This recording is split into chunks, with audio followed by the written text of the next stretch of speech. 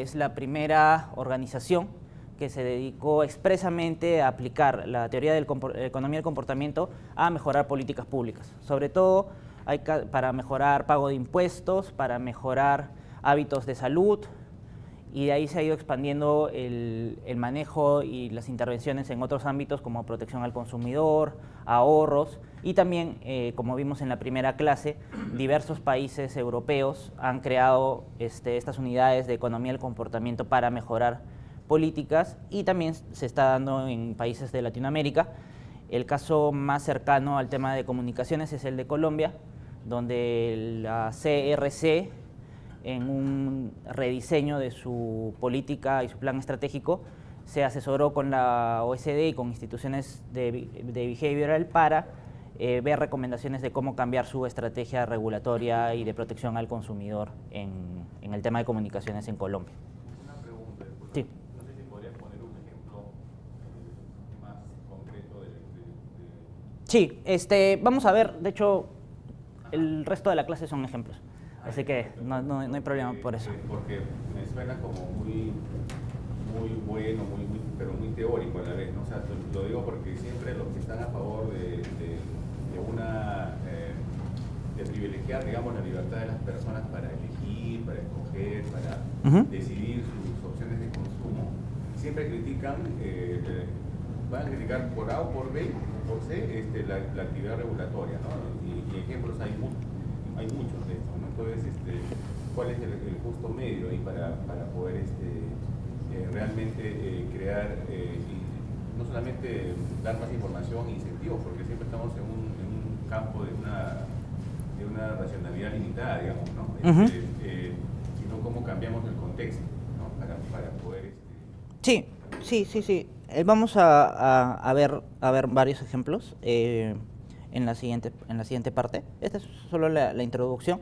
La idea es dejar que la persona sea la que finalmente elija, facilitar la información, pero darle un pequeño empujón hacia lo que se considera maximiza su bienestar. Vamos a ver varios ejemplos. Y una parte importante de esto es lograr grandes resultados con un costo bajo, ¿sí? Tener políticas costo efectivas, ¿sí? La idea no es hacer un gran trabajo que requiere una gran inversión, sino pequeños cambios, sutiles cambios, pero que tienen, valga la redundancia, grandes cambios en el comportamiento de la persona. Y están esas dos herramientas, Mindspace y EAST, que en realidad son acrónimos, ¿sí?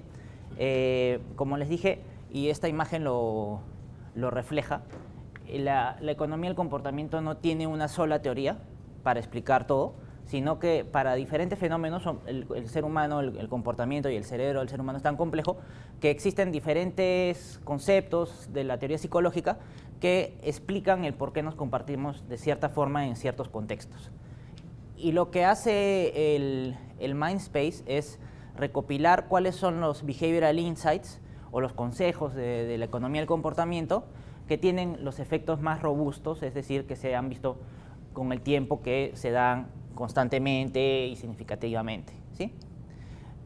Vamos a ver más adelante qué significa exactamente Mindspace, pero cada letra es para uno de estos behavioral insights.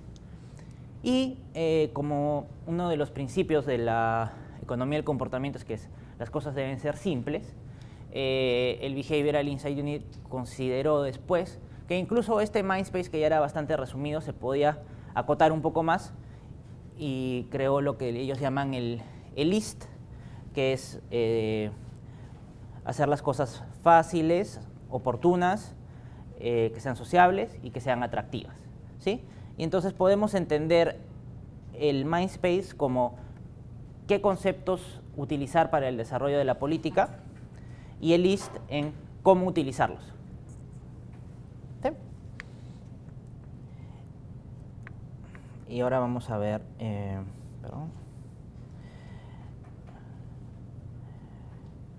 un punto importante es la economía del comportamiento es una ciencia empírica. Se basa en lo que observamos en la realidad, vemos el comportamiento y decimos, oye, este comportamiento no tiene sentido con lo que la teoría económica neoclásica predice. ¿Qué está sucediendo? ¿sí? Y como está basado en lo que sucede en la realidad, es una ciencia empírica, también se basa sobre todo en experimentos. Y la política y cada una de estas recomendaciones, de estos behavioral insights, deben ser probados previamente, porque no necesariamente van a funcionar en todos los campos y en todos los contextos, ¿sí? Vamos a ver ejemplos de cuándo no funcionan más adelante. Bueno, vamos a ver el Mindspace. Como les dije, cada letra era uno de los behavioral insights. Claramente, originalmente estaba desarrollado en inglés, pero igual coincide bastante. Tenemos mensajero, incentivos, normas, la opción default, información saliente, priming, que vamos a ver de qué se trata, afecto, compromiso y ego. Estos 7 conceptos los resumen Dolan en un paper que se llama del Mindspace, y es cómo utilizar estos conceptos para lograr cambios en el comportamiento sin afectar libertades, ¿no? Entonces es utilizar la teoría del refuerzo positivo o nudge con estos conceptos, ¿sí? Y vamos a ver, vamos a desarrollar uno por uno. El mensajero, la importancia de quién comunica la información. Y es que nuestro comportamiento cambia dependiendo de quién nos da la información. No importa que sea la misma información, podemos parar a personas a repetir el mismo mensaje, pero dependiendo de quién sea el que da el mensaje, vamos a comportarnos o tomar esa información de una manera distinta, ¿sí? Damos mayor información a una persona que representa autoridad, ¿sí? Por ejemplo, las enfermeras, se vio en un estudio, suelen cumplir las órdenes de los doctores casi sin pensar, ¿no? Aun cuando la orden del médico no tenga mucho sentido, porque para las enfermeras el médico representa cierto nivel de autoridad. Ahora, claro, esto no es que siempre las enfermeras van a hacer eso. Conozco en lo personal caso de enfermeras que hasta pueden, no sé, darle órdenes al médico por la experiencia y la autoridad que han ganado con los años de práctica, ¿sí? Pero, en general, la información que nos da una persona que representa autoridad para nosotros la tomamos más en cuenta que una persona que no consideramos ejerce autoridad sobre nosotros. Entonces, una pregunta para ustedes es si OCIPTEL, frente a las empresas y frente a los regulados y las personas en general, se ve como autoridad y como que el mensaje que da OCIPTEL es un mensaje que impone y representa autoridad, ¿no?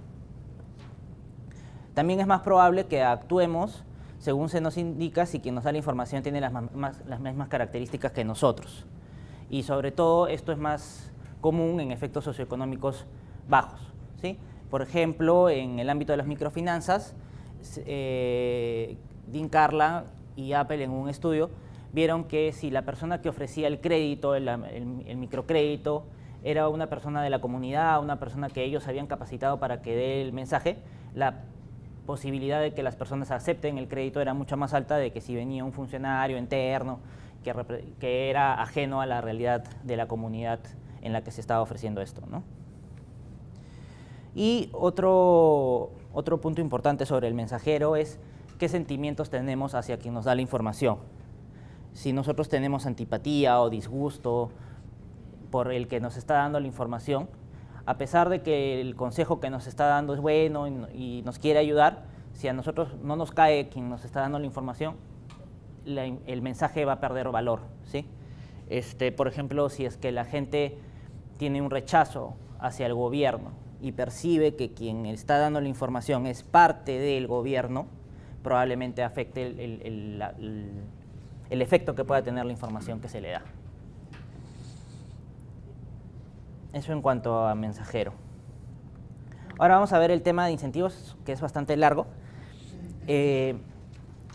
Y claramente el uso de incentivos es un aspecto fundamental en la teoría económica, y como mencioné en la primera clase, uno de los principales consejos que va a dar un economista siempre es usa los incentivos correctos, alinea los incentivos, que no hayan incentivos perversos y prácticamente todo lo solucionamos con alinear incentivos, ¿sí? Sin embargo, las personas no siempre responden a los incentivos como uno espera, ¿no? Uno puede crear un incentivo, un pago o algo y se genera el efecto contrario o no se genera mayor cambio, ¿sí? Algo que ya mencioné, sin duda el incentivo depende de su magnitud y la oportunidad en la que se utilice, ¿sí? Depende mucho del contexto en el que se dé. Sin embargo, la evidencia nos muestra que también depende de otros factores. Y acá tenemos motivaciones intrínsecas, entiendas esto como preferencias por justicia, equidad. Vimos el caso de los monos en el primer día de clases y el video, de cómo el primer mono estaba contento con su pago hasta que se dio cuenta de que al segundo, por hacer lo mismo, le estaban pagando mejor, ¿sí? Y en realidad, si él estaba contento al principio por dar la piedra y recibir el pepinillo, el hecho de que al otro le paguen más, si yo ya estaba contento al principio y yo voy a seguir haciendo lo mismo y me van a seguir dando el mismo pago, en teoría, racionalmente, viéndolo fríamente, sin emociones, sin nada, no debería por qué afectar nuestro comportamiento. Sin embargo, estoy seguro de que si cualquiera de ustedes o yo mismo estamos trabajando y al lado nuestro sientan a una persona que va a hacer exactamente lo mismo que nosotros y ganar el doble, no vamos a estar contentos. Las pérdidas se ven más grandes que las ganancias, esto ya lo hemos visto bastante. Sobreestimamos las probabilidades pequeñas, sobre todo por esto de que reemplazamos la pregunta de cuán probable es por cuán fácil de recordar es. Entonces, un accidente de avión lo recordamos súper bien porque se muestra muchas veces en la televisión y es fácil de recordar. Y eso puede pasar con fallas en los sistemas, con algún problema de, por ejemplo, este problema que ocurrió con la leche Gloria.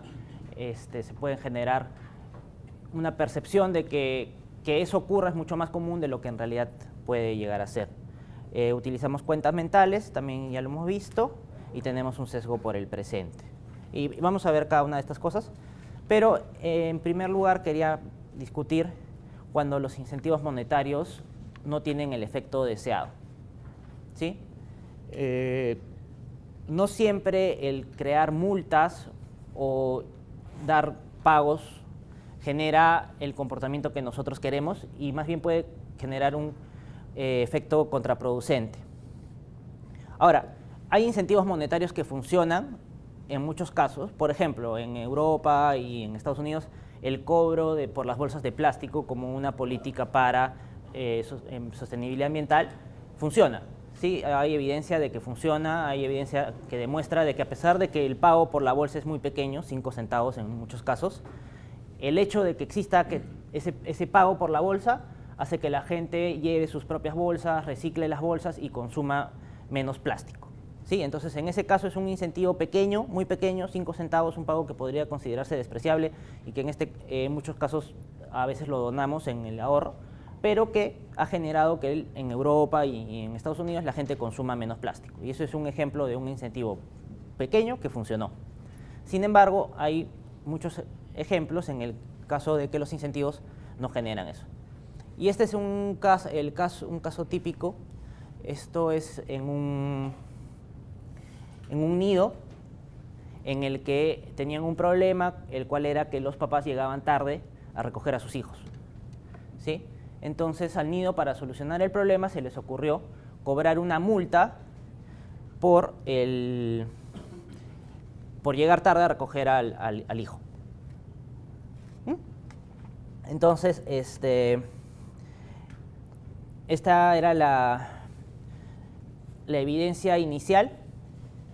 Obviamente esto ocurrió primero en un nido y luego se hizo el estudio con otros nidos para ver si en verdad era el incentivo lo que estaba generando el problema. Entonces tenemos un grupo de control y un grupo de tratamiento que es el de la multa, y estos son los números de veces que llegan tarde los padres, ¿sí?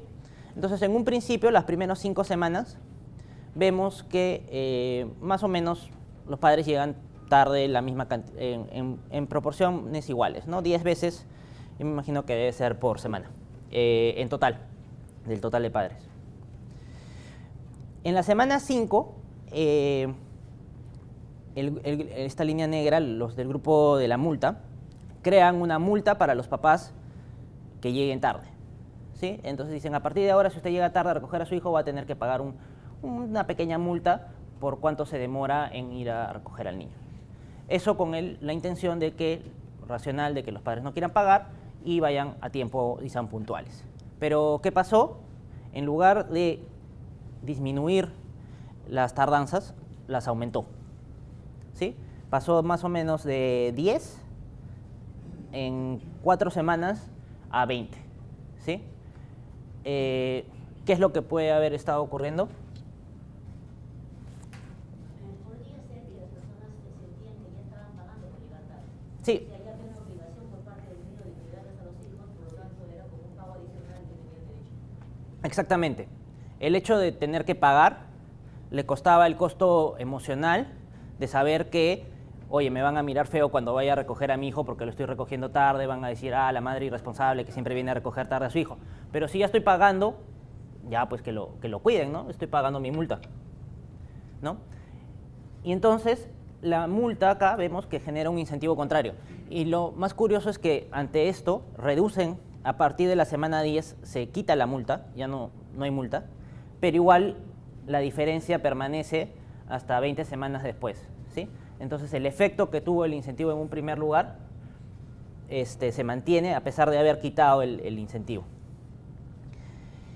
Y yo, viendo esto, tenía un caso anecdótico que en realidad no sé si estoy aplicando esto de ley de pequeños números y que lo que a uno le pasa lo generaliza para todos, pero me imagino que ustedes tendrán más información al respecto. Y yo tuve el caso, contraté un plan de datos y al primer día me quedé sin internet y me dijeron que era porque lo había consumido todo en un día.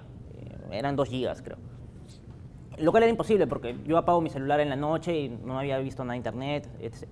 Reclamé, bueno, pasaron varios días, fui a la empresa, no sé, y me dijeron, bueno, ya no hay problema porque no va a tener que pagar este mes usted. Tiene razón, su reclamo ha procedido y este mes no va a pagar. Pero ese mes tampoco tuve internet. Entonces, la empresa está creando que con el incentivo de ya no vas a pagar, bueno, ya racionalizo como que ya no te debo nada porque no estás pagando, ¿sí? No sé hasta qué punto la ley permita eso, si en verdad yo debí reclamar y venir a Ociptel y decir esto está pasando, no lo sé, pero creo que es algo que puede estar ocurriendo. No sé si ocurra masivamente o si sea un problema grande, pero se puede estar dando esto, ¿no? Y lo reforcé cuando escuché de amigos que trabajan en empresas en atención al público y decían, bueno, si es que viene una persona muy molesta, ya le digo que no va a pagar, pues. Porque yo no sabía, pero parece que las personas que atienden al público tienen libertad para decidir si es que pagan o no pagan el recibo. Y entonces me decían, si viene una persona muy molesta y se queja mucho y me va a poner una mala calificación en la encuesta de atención y eso, yo mejor le digo que ya no paga y bueno, pasa, ¿no? Entonces, pero claro, esa no es la idea es que se dé el servicio y de una manera correcta, ¿no? Entonces, ver si es que esto de ya no pagas está generando un incentivo perverso de repente en las empresas. Este es otro ejemplo. Se hizo un experimento con 153 mujeres interesadas en donar sangre. Y el primer grupo podía donar sangre. Era gente interesada, pero que no estaba decidida a. Y con el primer grupo podían donar sangre voluntariamente, el 52% decidió donar efectivamente sangre. Al segundo grupo le dijo que se les iba a pagar por donar y solo el 30% donó, ¿sí? ¿Por qué? Porque le estaban quitando la motivación, el altruismo de donar la sangre. Ya era una transacción económica en la que voy a vender mi sangre, ya no se ve tan bien, y entonces el incentivo que un pago debería incrementar teóricamente la donación, en verdad lo disminuyó. Y en un tercer grupo se hizo la opción de un pago, pero a su vez ese pago lo podían donar a una obra de caridad ahí inmediatamente. y se vio un 53%, o sea, casi igual que el altruismo. ¿Por qué? Porque se conservaba la intención básica inicial, que era colaborar, ¿sí? Entonces, como me permitían colaborar porque iba a poder donar ese dinero, aumentaba a 53. Ahora, estas personas en realidad su pago también lo podrían haber donado, ¿no? Eran libres de hacer lo que querían con ese dinero y si querían, lo querían donar. Pero en ese momento no tenían la opción, no era visible, no era fácil hacer la donación, pero como les ponen la opción, dona tu dinero, automáticamente se cambia la percepción de las personas. Y este es un ejemplo igual similar, con un bufete de abogados.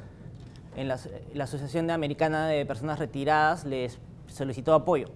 Y en el primer caso era que les hicieran un descuento y que les cobraran, por ejemplo, $30 la hora.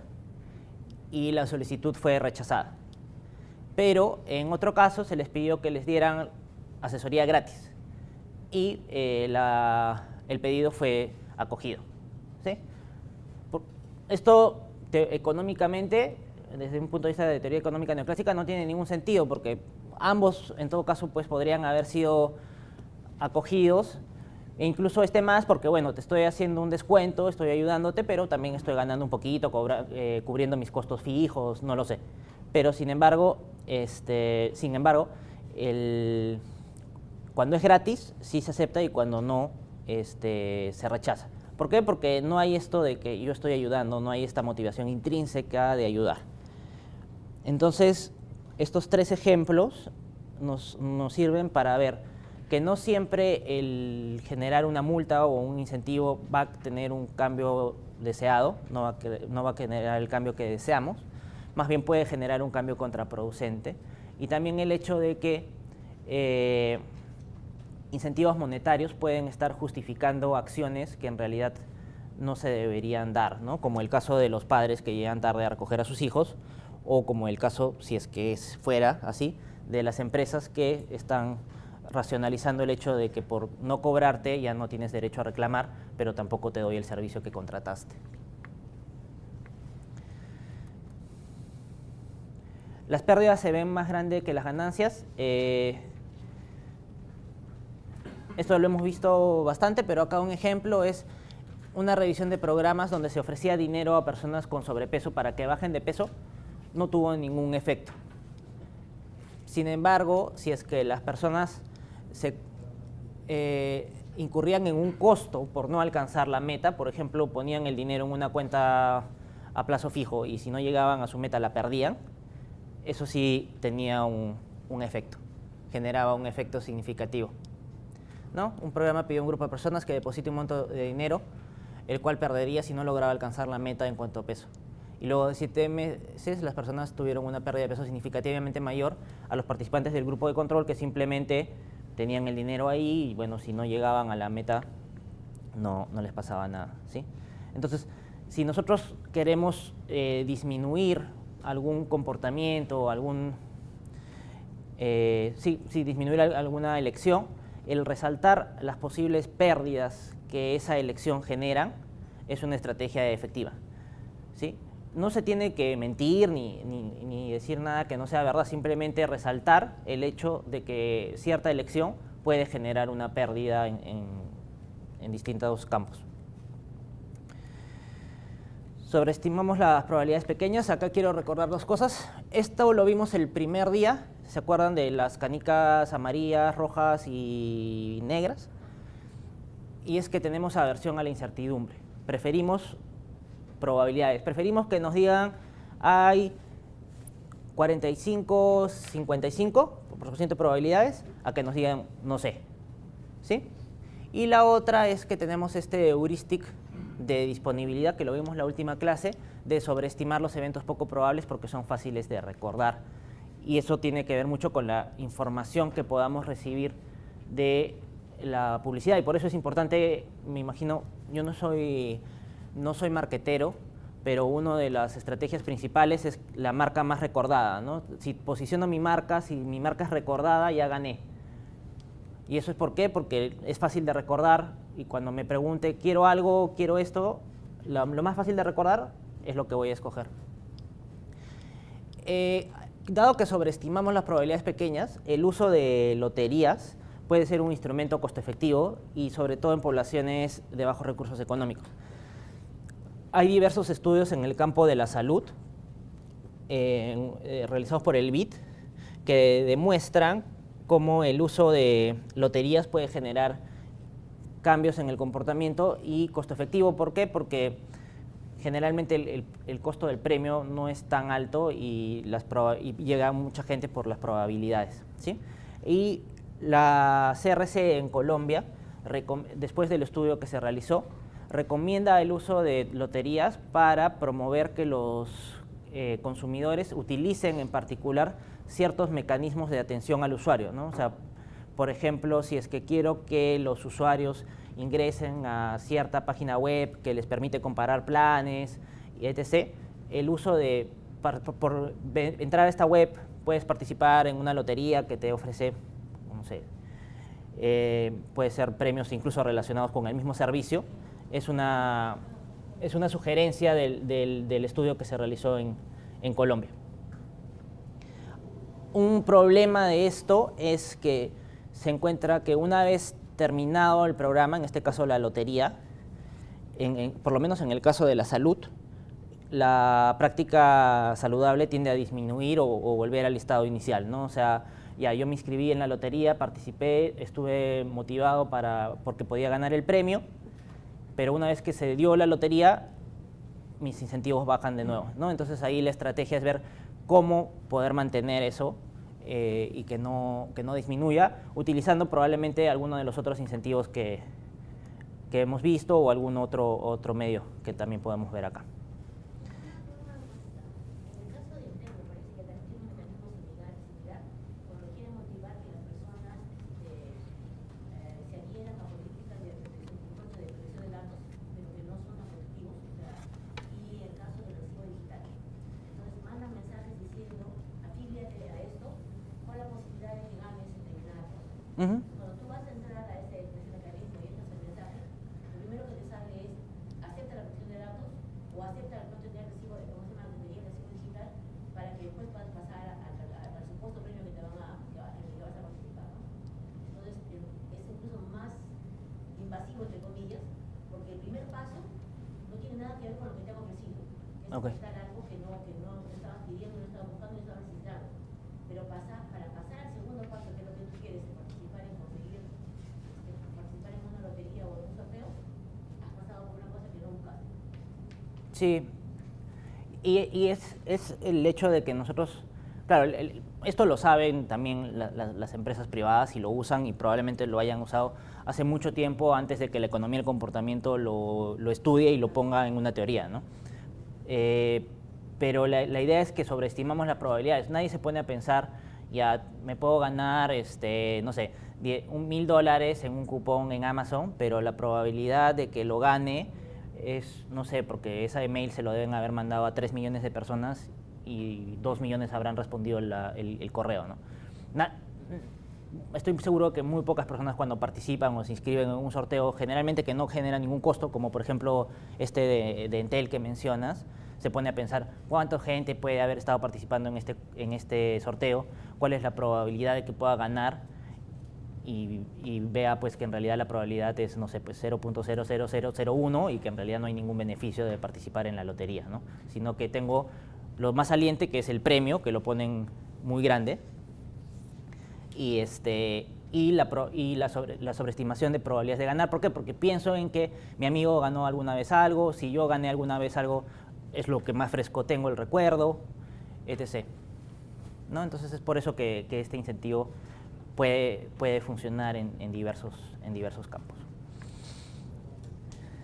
Utilizamos cuentas mentales, esto ya lo hemos visto, asignamos nuestro dinero a diferentes cuentas, no es que hagamos un solo pozo y de ahí gastemos y generemos los diferentes gastos, sino que si gastamos de más en nuestro presupuesto de comidas y ahorramos en gasolina, en realidad no es que por ahorrar en gasolina nos sentamos bien, bueno, ahorramos en gasolina, nos sentimos bien y consumimos más en comida, nos sentimos mal, pero no es que hagamos la suma de gasté más en comida, ahorré en gasolina y entonces estoy igual, ¿no? Igual nos sentimos bien por ahorrar en comida, igual nos sentimos mal por la gasolina, cuando en verdad de repente simplemente deberíamos estar neutrales porque nuestro presupuesto es el mismo.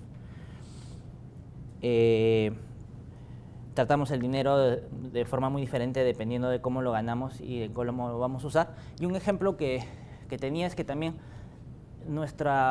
el dinero que estamos dispuestos a pagar por un mismo bien puede cambiar dependiendo del contexto y de cómo lo racionalicemos. Y para esto tenía el siguiente ejemplo. Imaginémonos que estamos en la playa en Paracas. Bueno, quisiéramos estar en Paracas. Y hace mucho calor y nos morimos de sed. Y llamamos a un amigo que está en el hotel en el Hilton, está alojado en el Hilton en Paracas, y le decimos que nos compre una cerveza. Y él nos dice, ya, la voy a comprar acá en el bar del hotel, pero dime cuánto es lo máximo que estás dispuesto a pagar. Si la cerveza está más cara, no la compro, si está igual o más barata, la compro. ¿Cuánto están dispuestos a pagar por una cerveza chica? Están súper acalorados en la playa.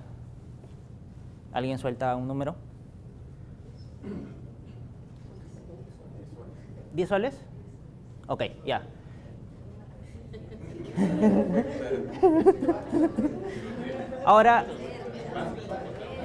Ahora imaginemos la misma situación, estamos igual en la playa, muertos de calor, y llamamos a un amigo que está en el pueblo, en una bodega, ¿sí? Y le decimos lo mismo, cómpranos una cerveza, y el amigo nos dice lo mismo. Dime cuánto es lo máximo que estás dispuesto a pagar por la cerveza, si está más cara, no la compro, si está más barata o igual te la compro. Están en la bodega del pueblo en Paracas. ¿Cuánto están dispuestos a pagar por la cerveza? Ya, ok. Y en verdad, o sea, al final van a estar en la playa tomando la misma cerveza.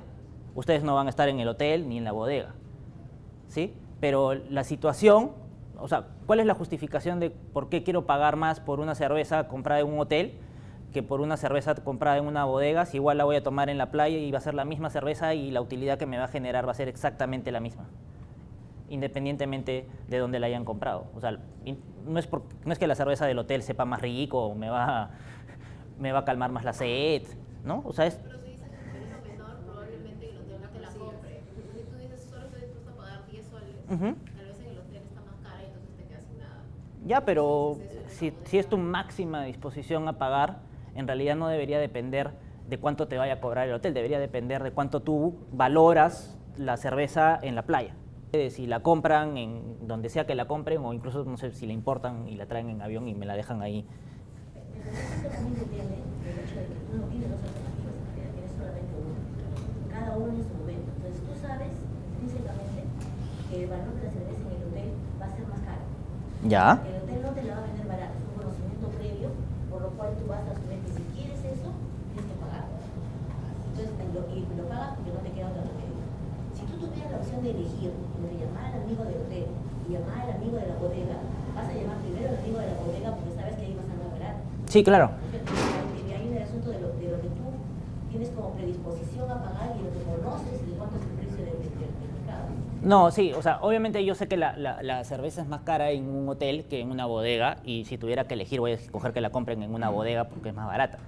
Pero el valor que yo le doy a la cerveza, que la voy a tomar en la playa, no debería depender de si es que está si la compran en un hotel o si la compran en una bodega, ¿cierto? Entonces, y este experimento se ha realizado igual como lo he hecho ahora, solo que a un grupo le preguntaron, les contaron lo del hotel, y a un grupo le contaron la historia de la bodega. Y pasó lo mismo, la gente del hotel más o menos estaba dispuesta a pagar el doble que la gente de la bodega. Y no es que la gente de acá, la gente a la que se preguntó por el hotel, ama la cerveza y le gusta 2 veces más que el resto, sino que interiorizamos esa información previa, que en realidad no tiene nada que ver, no debería influir en el valor que le vamos a dar, y asignamos nuestra disposición a pagar, ¿sí? Y es exactamente de lo que se valen los servicios de lujo, ¿no? O sea, vas a comer, y es cierto, tienes una mejor experiencia, pero por ejemplo en un restaurante de lujo, probablemente la comida, el valor de la comida no sea tan diferente que el de un restaurante no de lujo, pero pagas por el lujo, ¿sí? Y en este caso el ejemplo es todavía más claro, porque no es que vayas a ir a tomar la cerveza al hotel, no es que te vayas a sentar en la barra del hotel y bueno, vas a tener aire acondicionado y te van a llevar la cerveza con el mozo. Eso se entiende que estás pagando por el servicio que te están dando y por el bienestar que estás ahí. En este caso es lo mismo, estás en la playa y la cerveza te la va a llevar tu amigo, ¿no? Entonces eso es importante. Hay algunos que justifican, que dicen, bueno, yo sé que el hotel tiene que pagar luz, agua, tiene que pagarle a los empleados, etc., etc. Entonces, como soy justo con el pago, voy a querer pagar más, pero en realidad no creo que muchos hayan pensado en eso. Y un uso de política pública para las cuentas mentales, basándose en cuentas mentales, es la creación de este fondo que se llama una cuenta de ahorros Rainy Day, que es para días lluviosos o para emergencias, ¿no? Entonces, en Estados Unidos se vio que habían dos problemas. Uno, que era el ahorro para fondos provisionales, como hemos visto de Save More Tomorrow, que eso era una opción default y el comprometer ahorros para el futuro. Pero también había el problema de que la gente no tenía ahorros para cubrir una emergencia hoy, ¿no? O sea, se enfermó mi hijo, tuve algún accidente con el auto, necesito dinero hoy. La gente tenía muy poco dinero para cubrir las emergencias del día a día.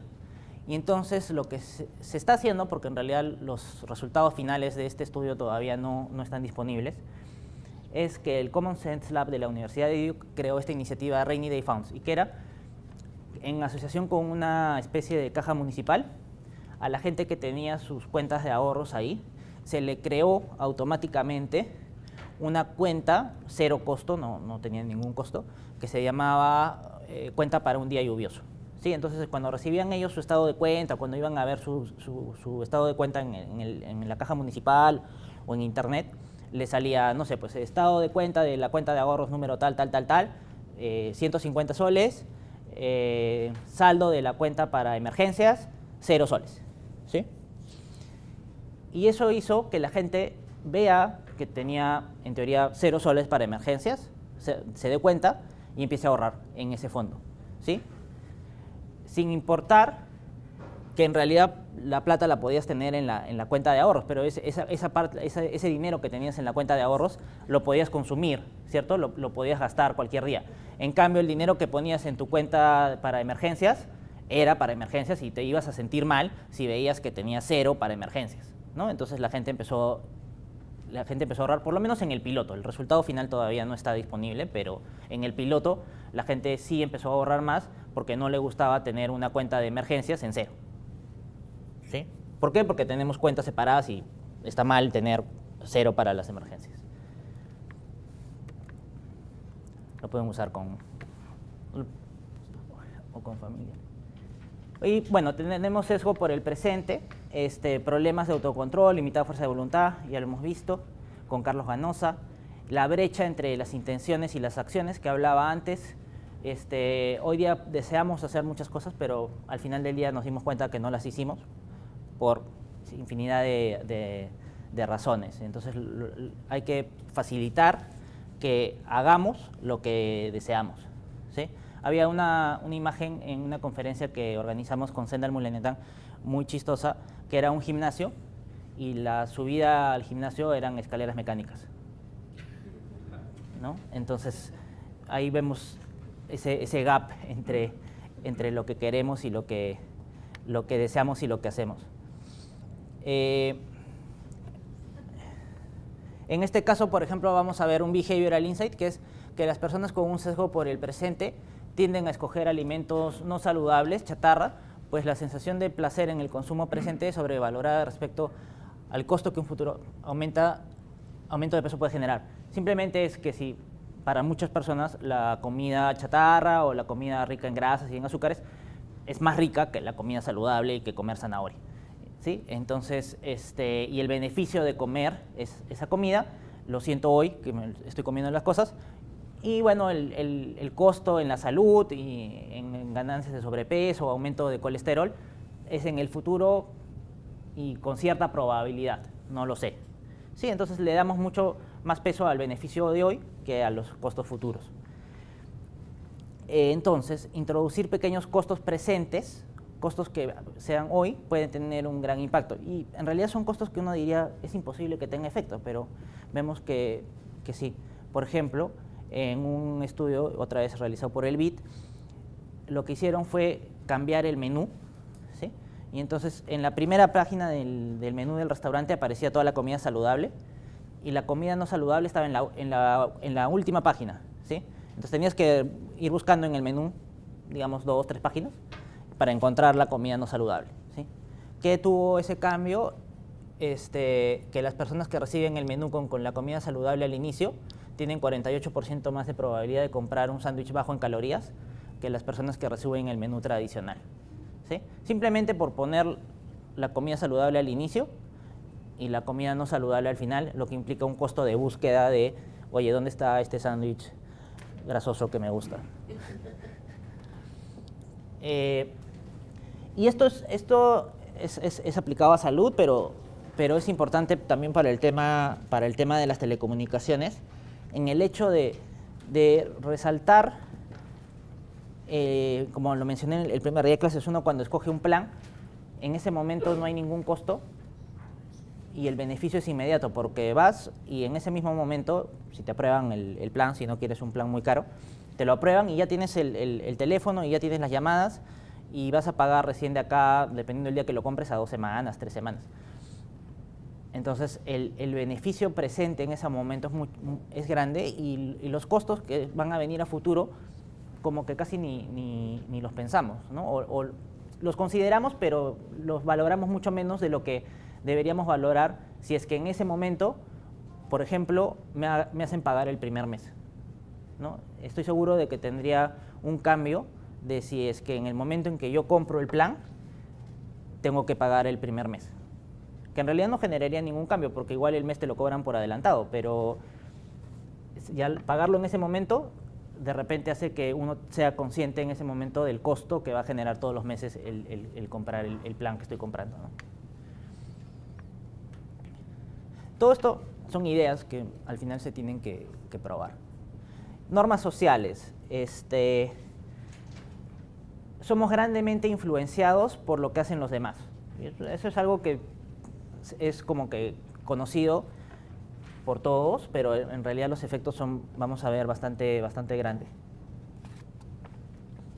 Y es, bueno, las normas sociales, o sea, lo que hacen los demás, lo que está bien visto, influye en nuestro comportamiento, pues tomamos como referencia, como pista, lo que la gente hace, ¿no? Hay estudios, por ejemplo, donde se pone a una persona en una aparente situación de peligro, no sé, le ponen ruido de una balacera o cosas similares, donde es aparente peligro, y ponen a 2 o 3 personas como actores que están parados y no hacen nada. ¿No? Están parados ahí, no se mueven, parecen que no se preocupan del peligro que hay. Y se ha demostrado que cuando están esos actores que no hacen nada, las personas que son parte del experimento tampoco hacen nada, se quedan ahí paradas.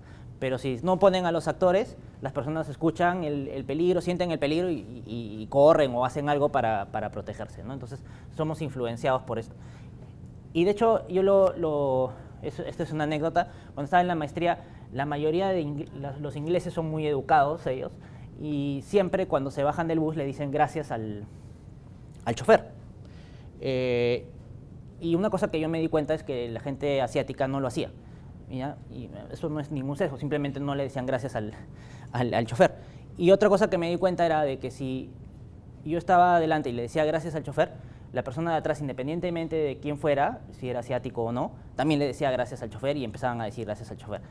O sea, yo a veces le decía gracias, a veces me olvidaba, pero cuando vi este tema y me puse a ver, ya hoy día voy a decir gracias, y a veces, siempre generalmente decían gracias el de atrás. No decía gracias, a veces sí decían, a veces no, pero se ve la influencia, y yo también, si es que el de adelante decía gracias, yo también decía gracias, ¿no? Entonces es como que seguimos la corriente. Y sobre esto la literatura nos da 4 lecciones. Si la norma es el comportamiento deseado, hazlo conocer, ¿no? Muchas veces el comportamiento deseado está subestimado, muchas veces pensamos que lo malo es lo común, cuando en realidad no es así. ¿Y por qué? Porque lo malo es lo que resalta, lo malo es lo que se publica, lo malo es lo que se se pone en las noticias. Y esto, por ejemplo, que la sensación de inseguridad que tanto se discute es un ejemplo claro. Otro es, el efecto será mayor si el grupo con el que se asocia es más parecido a uno, ¿sí? Es mucho más valioso para mí que me digan, vamos a ver un ejemplo de pago de impuestos ahorita, pero si me dicen, en tu distrito el pago de impuesto predial es de tanto por ciento, que si me dicen, en Colombia el pago del impuesto predial es de tanto por ciento, ¿no? Entonces es mucho más influyente lo que la gente similar a nosotros hace. ¿Ok? Las normas necesitan ser reforzadas. ¿Esto qué quiere decir? Que no basta solo con mencionarlo, hay que repetirlo, hay que hacerlo saliente, hay que hacerlo llamativo. Y en algunos casos, las normas pueden generar efectos contraproducentes, sobre todo para el que está encima del promedio. Por ejemplo, si se quiere promover la disminución de consumo de agua con la norma social y se manda un mensaje y se dice, en tu municipio el promedio de gasto de agua es de tanto y tú consumes menos, eso puede generarte un incentivo a consumir más, porque dices, bueno, oye, si la mayoría está consumiendo más que yo también voy a consumir más. Pero este problema, en el caso por lo menos de agua y de electricidad, se soluciona si es que se resalta el hecho de que consumir menos está más, es mejor. Entonces, por ejemplo, en Inglaterra, este es un estudio del Behavioral Insight, uno de los primeros que se hizo, mandaban la norma de el promedio de consumo de energía de las comunidades del distrito, y a la gente que estaba por debajo del promedio le mandaban una carita feliz. Y simplemente con la carita feliz la gente entendía de que consumir menos estaba bien, y si bien podían incrementar su consumo un poquito, no era que iban a alcanzar el promedio o iban a aumentar significativamente el consumo. Vamos a ver este ejemplo. Yo en verdad, cuando empecé a estudiar esto, decía, ya sí, pero en el Perú, por ejemplo, en Inglaterra hay mucho de norma social para aumentar pago de impuestos. Ya eran ejemplos típicos de aumentar pago de impuestos. Y yo decía, en Perú en realidad no creo que mandarle una carta que diga, oye, en tu municipio el pago de impuestos es 80%, ponte al día. Dije, no, nadie va a hacer caso a una carta, nadie va a aumentar.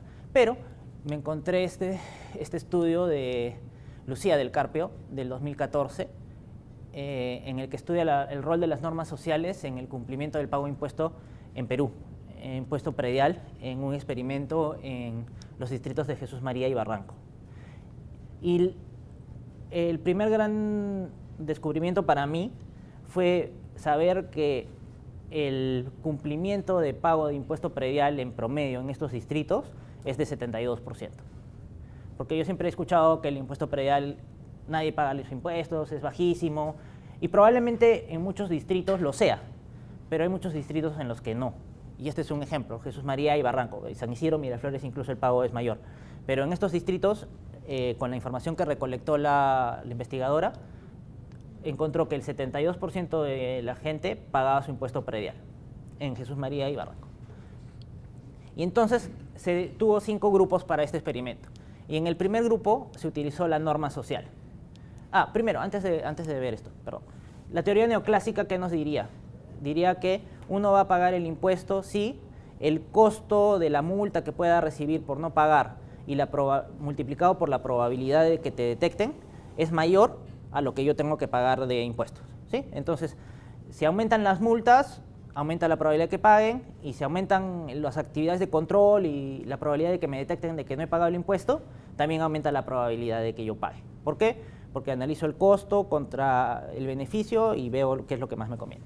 Esa es la teoría económica neoclásica. De Costa Rica se encontró que la reducción en el agua generaba un ahorro equivalente a entre 2.600 y 5.200 $, y el costo de implementar estos stickers era de $400. Entonces tienes un ratio costo-beneficio que va de 6.5 hasta 13. ¿No? Este es un aspecto clave de todas estas políticas, que son costo efectivas. Con un pequeño cambio no muy costoso puedo lograr grandes resultados.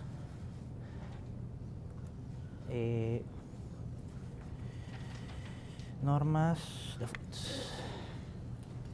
Ya. Hemos visto las opciones default, lo vimos en el caso de la donación de órganos. hay que recordar que la evidencia empírica nos muestra que tenemos un sesgo por el status quo, lo que se resume en términos simples en no nos gusta cambiar, nos molesta el cambio en general. Y las opciones de default y las cláusulas de exclusión voluntaria son un componente importante del set de herramientas de todo hacedor de política o regulador. ¿Qué son estas cláusulas de exclusión voluntaria?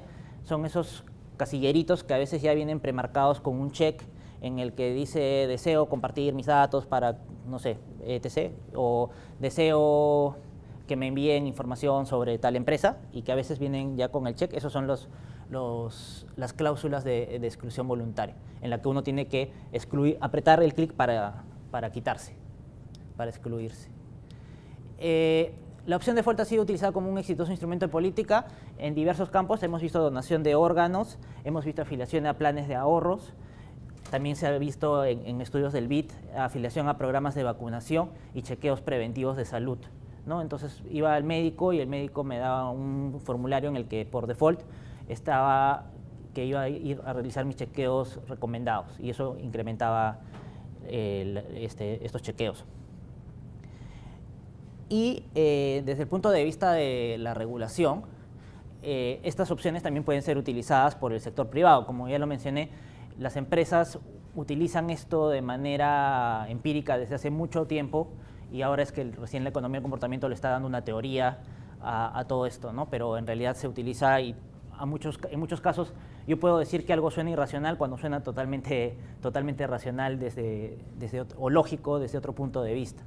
Entonces, las empresas utilizan estas opciones de default para lograr que la gente se afilie a recibir publicidad, recibir comunicaciones o acepten que compartan sus datos, etc. Incluso en las aerolíneas a veces era para cambiar de sitio a un mejor lugar y te cobraban por ese sitio, o para adquirir un seguro de viajes de manera automática, etc. Tomando todo esto en cuenta y tomando este gran sesgo que tenemos por el status quo y el gran efecto que se puede tener por el simple hecho de hacer clic o no hacer clic, es que en Europa el ente regulador, tomando como base la teoría económica del comportamiento, prohibió el uso de que las opciones ya vengan premarcadas, ¿sí? Entonces, en cualquier página web europea van a venir las opciones, pero los checks ya no van a estar puestos. Tú vas a tener que decidir si lo pones o no lo pones, pero no va a estar ya automático porque por ley está prohibido, ¿sí? Ahora, en realidad, a veces esto se ha hecho tan práctico que a uno ya quita los checks por inercia, ¿no? O sea, entra a adquirir un servicio y al final siempre hay, ¿no?, dos opciones en las que están, si los cheques están marcados, a veces uno por inercia lee, deseo recibir información, quita el check y de la siguiente ya sin leer quita el check. Las empresas se dan cuenta de esto y a veces se ha dado el caso en las que te generan un listado de 5 cosas en la que dicen, no sé, pues deseo recibir información de publicidad, ¿no? Y le quitas el check. La siguiente es deseo compartir mis datos, le quitas el check. Y en la tercera o cuarta estaba una cosa que decía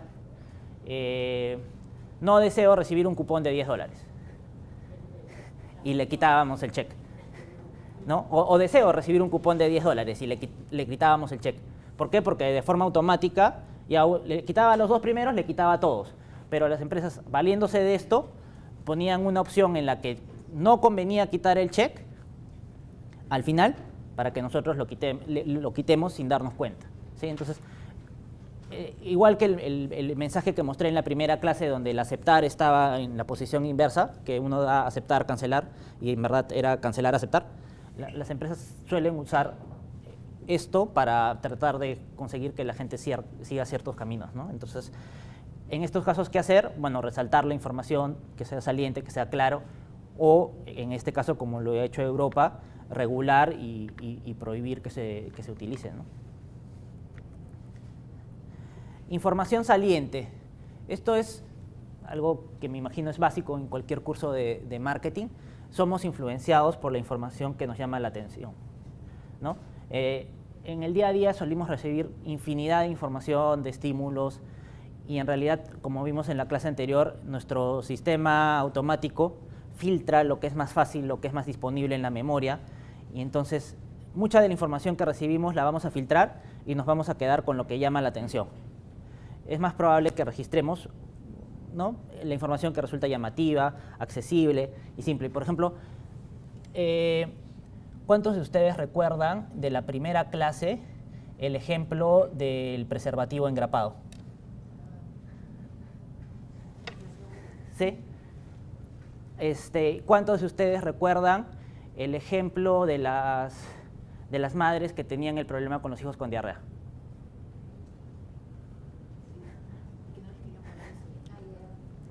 Son menos, ¿sí?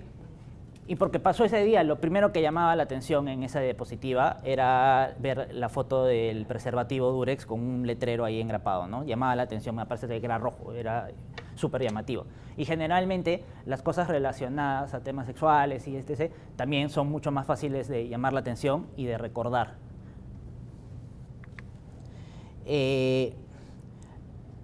La simplicidad de la información resulta clave, ¿no?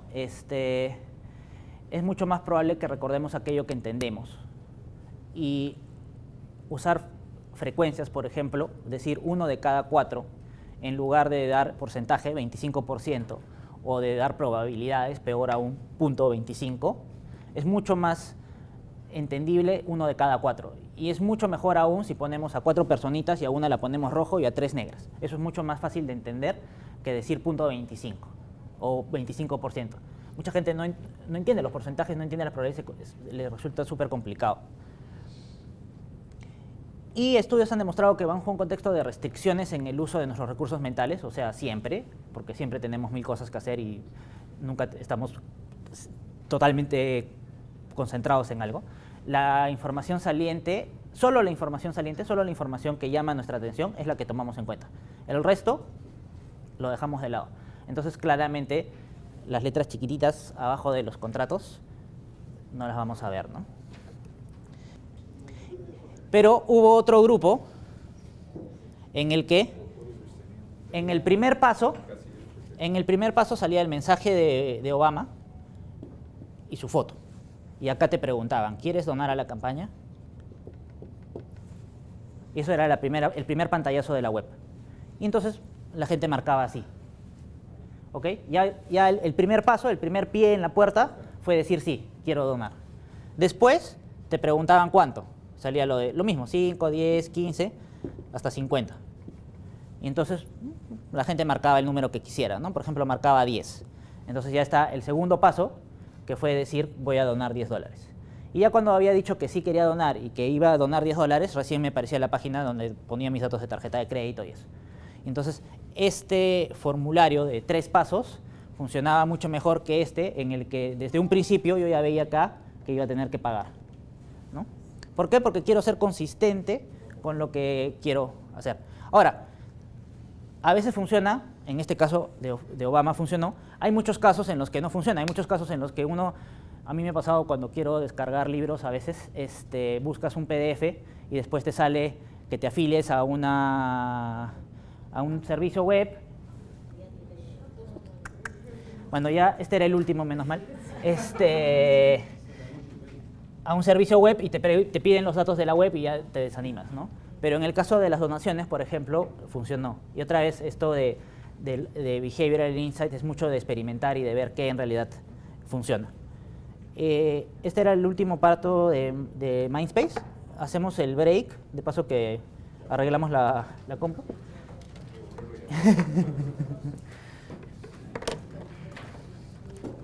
Pero bueno, eso ya lo vemos más adelante. Vamos a ver esto de los 7 principios para el diseño de intervenciones.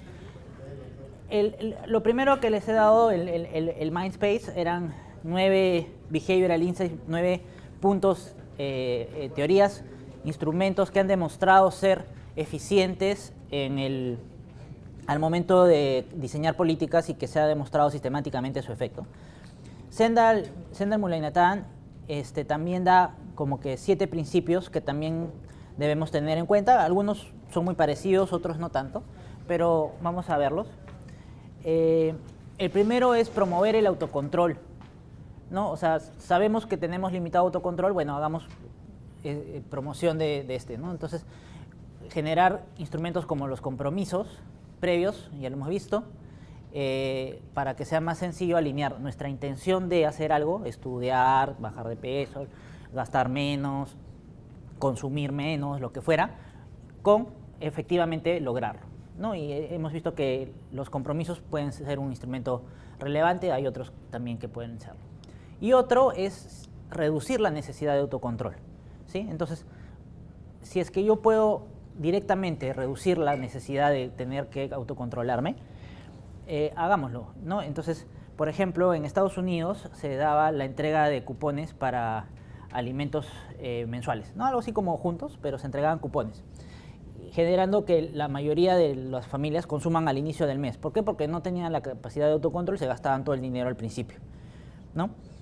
Entonces, al cambiar eso por una entrega quincenal, y reduzco la necesidad de yo mismo ahorrar parte de lo que me están dando a inicio de mes para la siguiente quincena. ¿Por qué? Porque ya automáticamente me lo están dando en la siguiente quincena y entonces disminuye la posibilidad de autocontrol. Ahora, claro, esto tengo que contrapesarlo con los costos logísticos de 2 entregas versus una, ¿no? Por ejemplo, si es que se quisiera tomar como recomendación para el programa Juntos. Pero si es que hay una posibilidad de reducir la necesidad de que uno mismo tenga que autocontrolarse, es una buena estrategia, porque sabemos que tenemos limitación en ese aspecto. Aprovechar la opción predeterminada, ya lo hemos visto varias veces, esto del tema de los defaults y de las cajitas marcadas automáticamente. Utilizar microincentivos también, por ejemplo, el tema de las loterías. Y en verdad, si vemos que una barrera al comportamiento es pequeña, el cambio que se tiene que hacer, el incentivo que se tiene que utilizar, no tendría por qué ser una gran suma de dinero o una gran multa. Aumentar la capacidad de recordar. Hemos visto en el caso del tema del pago de impuestos, cómo el recordatorio solo, el solo hacerte acordar de que tienes que pagar el impuesto, aumentaba en 10%, que no es nada despreciable. Entonces, recordar ciertas estrategias, recordar cierta información es algo que puede resultar. Maximizar el efecto de los mensajes tiene que ver con utilizar información saliente, información llamativa y además utilizar tipo las normas sociales. Se pueden apelar emociones también, la publicidad lo hace todo el tiempo. Mensaje a las características del público objetivo, hablar en lenguaje sencillo, no hacer lenguaje técnico. Yo creo que no es solo un defecto de, sobre todo los abogados, pero es un defecto de todos, el utilizar un lenguaje complicado, ¿no? O sea, los economistas tratan de usar la jerga del economista, el abogado la jerga del abogado, el ingeniero la jerga del ingeniero, los médicos también. Tuve un almuerzo una cena con arquitectos la última noche y no entendía mucho de lo que hablaban porque de la forma, así no sé qué, estaba medio perdido. Pero tratar de hacerlo sencillo. Y si es que mi comunicación va a un público en particular, sí puedo usar un lenguaje técnico. Por ejemplo, en Inglaterra se vio que mandar cartas a médicos para el pago de impuestos con un lenguaje técnico generalmente utilizado por médicos era más efectivo que utilizar un lenguaje sencillo, pero porque era el grupo al que estabas dirigido. Respecto a esto, en Colombia se tiene este trabajo que hizo la CRC con el tema de behavioral. Ya se veía que el objetivo de la CRC en Colombia era brindar la mayor cantidad de información posible para que el usuario pueda tener una decisión informada. Y el objetivo también era que esta información sea simple y sea sencilla. Pero después de la revisión que se hizo, el trabajo que se hizo, es que no se tenía en cuenta el momento en el que se daba la información, sobre todo si es que ese momento era el más oportuno, si es que influía directamente en el momento de la decisión o no, si es que la información, en este caso, por ejemplo, de la página web de Occitel, ¿en qué momento uno la revisa? ¿La revisa antes de elegir, después de elegir, cuando ya eligió? No sé si es que exista ese tipo de información, pero el momento en el que se da la información es bastante importante y es una de las cosas que mencionaba el trabajo en Colombia, ¿no? Otra recomendación del trabajo en Colombia era incrementar formatos que ayuden a la toma de decisiones. con consejos sobre la información que uno más debe tener en cuenta y una especie de checklist en el cual uno pueda decir, antes de elegir, no sé, cualquier servicio, revisa tal información, ¿no? Y que la persona haga el checklist de si en verdad lo hizo o no lo hizo. Y esto ayuda a tomar las mejores decisiones, ¿no? Y ahora vamos a ver qué es esto del tema del IST, que simplemente es el acrónimo de simple, atractivo, social y oportuno. Y esto lo voy a repetir para que las cosas, sean atractivas, y dado este sistema 1 y sistema 2, las cosas tienen que ser simples. Lo que sea simple va a ser más fácil de utilizar, va a ser más fácil de que llame nuestra atención y va a ser más fácil de que genere un cambio en nosotros, ¿no? Entonces, 3 recomendaciones que hace el Behavioral Insight Unit sobre esto es aprovechar el poder de los defaults o las opciones predeterminadas, porque es lo más fácil, que ya esté marcado o que no esté marcado, o evitar que las empresas se aprovechen de eso también. Reducir el esfuerzo requerido para adoptar un servicio. Hemos visto que el simple hecho de poner la comida sana más adelante o hacerla más visible tiene efecto. Reducir los requisitos o pasos necesarios para llevar a cabo una acción incrementa la probabilidad de que se realice.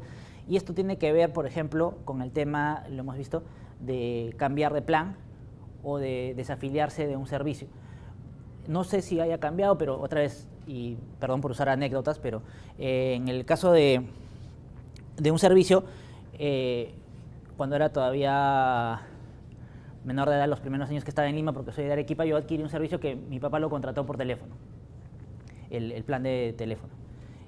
Y cuando lo quise cancelar, querían que mi papá vaya a la oficina para cancelarlo. Y no, o sea, ¿por qué si lo puedo adquirir por teléfono, no puedo cancelarlo por teléfono? Y eso me complica. En mi caso era una complicación real, porque mi papá está en Arequipa y no iba a venir hasta Lima a hacerlo, tenía que mandar una carta a poder y autorizarlo, todo.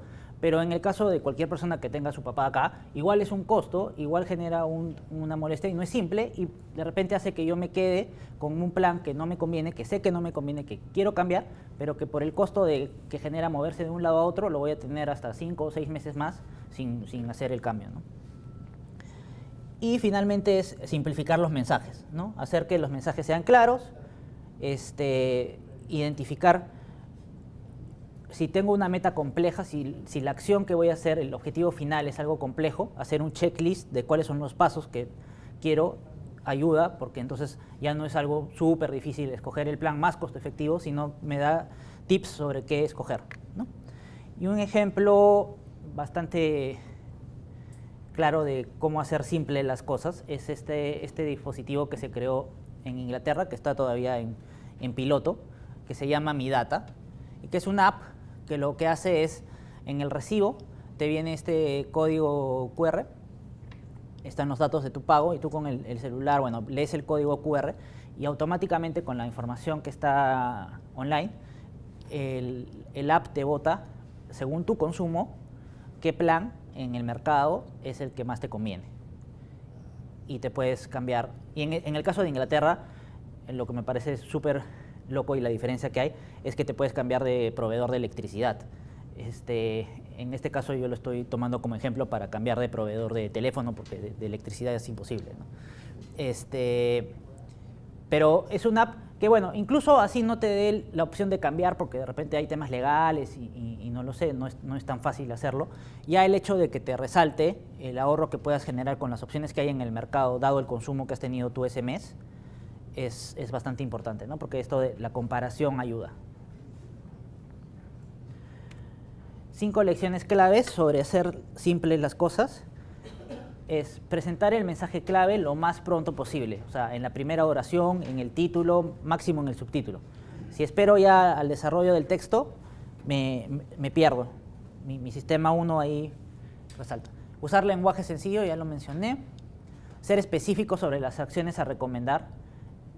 Si yo quiero dar un comunicado, resaltar qué pasos hay que seguir. Tienes que hacer primero A, llamar, B, marcar la opción 3, C, pedir tal servicio, ¿no?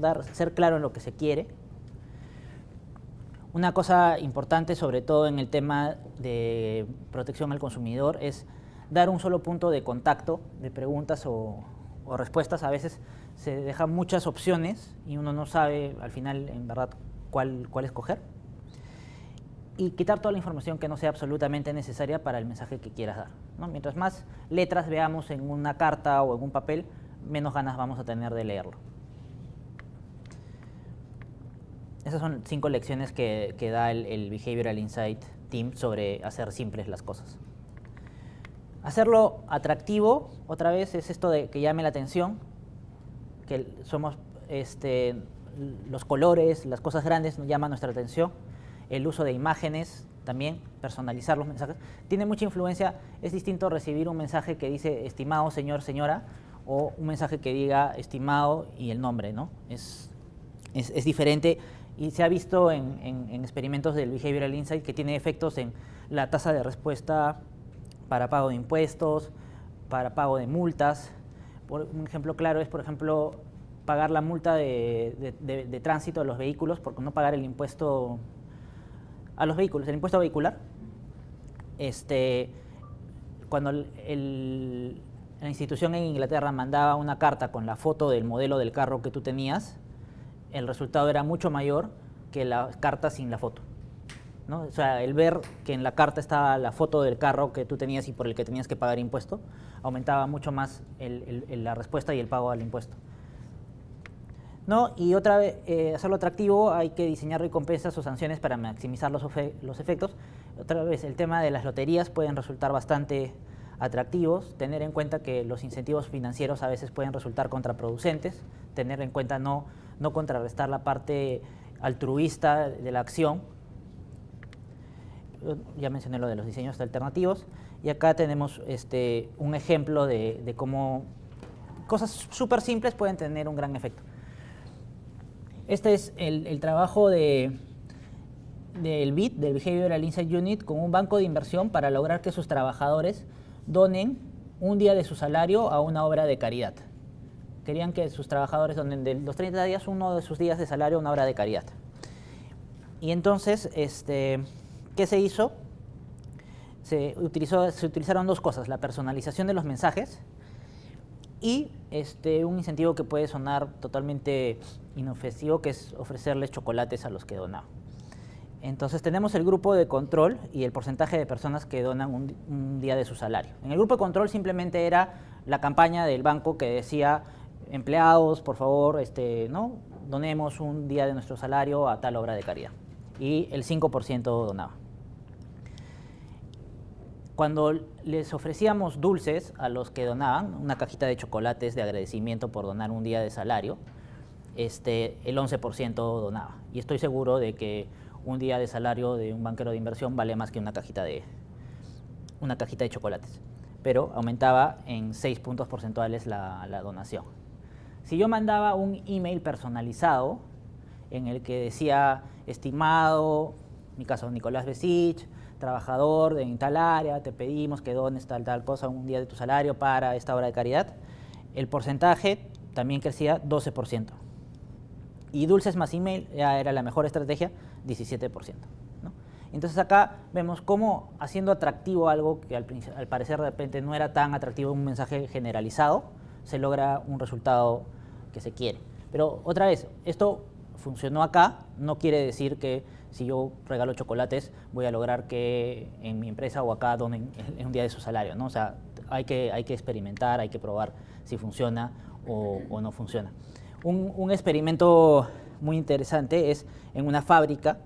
Se trató de ver cómo hacer que los trabajadores produzcan más unidades por hora de trabajo, ¿sí? Entonces se les ofreció un bono de $10 si es que llegaban a una meta por hora de producción. Y se vio que el dar el bono, el billete de $10 era menos efectivo que regalarles una taza que igual tenía un recibo que decía que la taza valía $10, ¿sí? El efecto de darles una taza era mayor que el efecto de darles $10. Otra vez, eso va contra la teoría neoclásica, porque yo prefiero mis $10 y gastarlos como quiera que me den una taza que al final no sé si la vaya a usar o no. Pero, ¿qué pasaba? que los trabajadores sentían que el empleador se estaba preocupando por ellos al momento de ir y comprar una taza y darse el trabajo de regalarles una taza envuelta en un paquete bonito y dárselas, ¿no? A pesar de que costaba $10. Y algo más interesante aún fue de que cuando compararon el resultado de darles los $10 en un billete así y el darle los $10 pero hecho un origami. Era como una especie de una avecita, con el billete de $10 hacían una especie de una avecita y le daban el bono de los $10 en un origami de avecita, pero un billete de $10 al final. Y eso te generaba mayor resultado que darles los $10. O sea, que generaba un incremento en la productividad. ¿Por qué? Porque era atractivo, decían, ay, qué bonito, y decían, ay, mi empleador se está preocupando en hacerse la chambita de hacer el origami de los $10. Hazlo social. ¿Y esto qué quiere decir? Bueno, hemos visto el tema de normas sociales, mostrar que la mayoría de las personas están llevando a cabo el comportamiento deseado, o sea, a veces subestimamos en verdad las cosas que están bien porque lo que se suele resaltar es lo que está mal, entonces dar información real sobre el comportamiento deseado. Hoy en día las redes sociales son súper importantes y súper dinámicas. Y como vamos a ver más en la siguiente slide, no solo las redes sociales, llámese Facebook, Twitter, sino la red de contactos que uno tiene y que siempre ha existido antes de que exista incluso el Internet. Y facilitar los compromisos entre las personas, ¿no? O sea, el tema de compromisos es más eficiente cuando no solo me comprometo conmigo mismo, sino cuando hago un compromiso frente a todos acá o frente a un grupo que a mí me importa, que me vean bien y que sepan que estoy cumpliendo con lo que he prometido. Y sobre el impacto de las redes sociales, este es un trabajo que hicimos en Videnza y el objetivo de este trabajo era promover que las madres de Juntos utilicen el BIM. No sé si saben qué es el BIM. Muy poca gente sabe qué es el BIM, pero es la billetera móvil.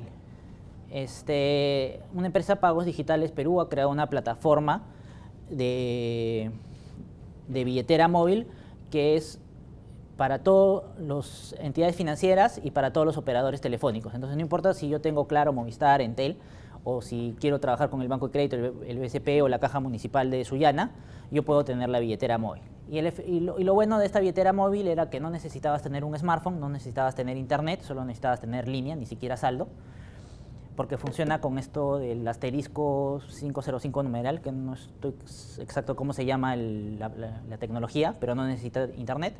Y te permite enviar y recibir dinero a través del celular y cobrarlo en agentes BIM, que pueden ser agentes de los que ya existen, BCP, Interbank, etc., o pueden ser simplemente bodegueros que se vuelven agentes. Y lo que queríamos era que la gente de Juntos utilice esta tecnología porque claramente les podía beneficiar en casos de emergencias, por ejemplo, tener un niño enfermo, el hecho de que reciba ayuda, la mamá pobre de Catacaos, en este caso, reciba ayuda de parientes de Lima, era muy costoso porque enviar dinero desde Lima hasta Catacaos a una persona que no tiene una cuenta en el BCP es el camioncito que te cobra 10 soles por mandar 20. Entonces, este era un instrumento que las podía ayudar a ellas. Y lo que nosotros hicimos fue mapear, con la ayuda de unos investigadores españoles, mapear la red social. Entonces, cada puntito en esta cosa que parece, no sé exactamente qué parece, pero cada puntito es una persona que le hemos encuestado y le hemos georreferenciado. O sea, íbamos a su casa, tomábamos georreferencia de la casa y le encuestábamos. Y entonces ya sabíamos dónde vivía. Y a esa persona le preguntábamos si hay una lotería, ¿a quién quisieras inscribir en esa lotería? Y asumimos que las personas que inscriben la lotería son sus amigas más cercanas, porque no podían mencionar familiares. Entonces mencionas a las amigas más cercanas para que participen en la lotería. Y recogíamos así información de quienes nosotros asumimos eran sus 5 amigas más cercanas. Y bueno, la primera cosa que nos dimos cuenta es, de repente debí poner el mapa, pero esta imagen se pone encima del mapa de Catacaos, ¿no? Entonces, encima del mapa de Catacaos es la distribución de estos puntitos que están todos densos, ¿no? Entonces, lo que vemos es que en realidad la red social está ahí totalmente súper densa, el contacto es súper de boca a boca, hay mucho contacto. Y no sé si ven unos puntos rojos, acá por ejemplo, hay 3. Ya, esos puntos rojos son las madres líder. No sé si se llega a ver bien, de repente en el impreso se mira mejor. Sí, acá, por ejemplo, hay 3 puntos rojos. Esos puntos rojos son madres líderes y el programa previo a nuestra intervención escogía madres líderes que las usuarias de Juntos escogían ellas mismas y decían, ya, yo quiero que esta sea mi madre líder y ella va a ser la que me va a representar frente al programa. Y lo que encontramos eran que esas madres líder eran centrales en la red, o sea, efectivamente, empíricamente, las madres de Catacaos habían escogido como madre líder a alguien que era central en la red, o sea, a las más populares de la comunidad, a las que tenían más contactos. Y entonces nuestra estrategia fue capacitar a ellas para que ellas dieran la información, ¿no? Porque, otra vez, el mensajero es importante, ya no iba a ser alguien de Lima que venía a contarles sobre el BIM. Ellos tenían mucha confianza en Juntos, pero Juntos no podía promocionar esto que era una cosa privada. Y entonces estaba el tema de las madres líderes, que son como ellas, son personas como ellas, son parte del programa y tenía un efecto el mensajero. Y más aún, eran personas que tenían fácil acceso a un montón de personas y ese montón de personas, dado lo denso que es la red, a otros, ¿no? Entonces, identificar quién es mi mensajero clave y hacerlo social es bastante importante si quiero difundir información, si quiero difundir información sobre nuevas tecnologías, sobre todo como en este caso donde existe cierta desconfianza a algo nuevo, algo que no sé. Haz lo oportuno es contactar a las personas cuando es más probable que sean receptivas. Otra vez, si estoy súper estresado y estoy súper metido porque tengo que entregar un trabajo importante mañana, ese no va a ser el momento adecuado para que me vengan a dar información sobre educación financiera, por ejemplo, ¿no? O si es que estoy a fin de mes con las justas que ya no tengo para ahorrar nada y me vienen a dar información sobre lo bueno que es ahorrar, no es el momento adecuado, ¿no? Mejor que me la den cuando recibo mi salario. Considerar los costos y beneficios inmediatos es no solo resaltar que hay costos futuros, si es que los hubiera, y también resaltar si es que hay beneficios futuros, tratar de hacerlos presentes, ¿no? O sea, resaltarlos, llamarlos, informarlos. Ayudar a las personas a planear su respuesta a ciertos eventos, esto es lo de los checklists, tratar de ver cómo actuar, qué tienen que hacer, identificar qué barreras pueden aparecer para que yo no logre este comportamiento y cómo voy a vencer esa barrera, ¿no? O sea, si soy un comprador impulsivo, ¿qué es lo que hace que cuando vaya a la tienda compre más de lo que quiera? De repente, no sé. Entonces, de repente la solución es simplemente no llevar tarjetas de crédito, no llevar tarjetas de débito y llevar 50 soles en efectivo y nada más. Y en este experimento lo que se hizo fue que en un grupo uno tenía que firmar la declaración jurada al inicio, cosa que nunca se hace, y en el otro era al final, ¿no? Que es lo común, que uno llena los datos y al final firma. Y se vio que cuando las personas firmaban al principio, reportaban que su número de millas de uso al mes en el carro, reportaban más. Y efectivamente, con otros estudios se determinó que en realidad el número más cercano al efecto real, al consumo real o al uso real del auto, era de 26 y no de 23. ¿Cuál es lo que cambia acá? Es que el hecho de yo firmar al inicio me da un priming, un efecto en mi subconsciente de decir que ya firmé y que lo que estoy diciendo tiene que ser la verdad, ¿no? Es un efecto que uno podría pensar, pucha, no va a tener ningún cambio, no va a generar ningún cambio, pero como vemos acá, hizo que el reporte se sincere, se aumentó en 10% el número de millas de los clientes que reportaban, y esto implicó que una diferencia de al menos $97 en la prima que tenía que cobrar el seguro, porque a mayor uso, mayor riesgo de tener accidentes, ¿no? Entonces, ahí tenemos los 4 puntos de LIST, que es simple, atractivo, social y oportuno. Y es cómo utilizar los Behavioral Insights, ¿no?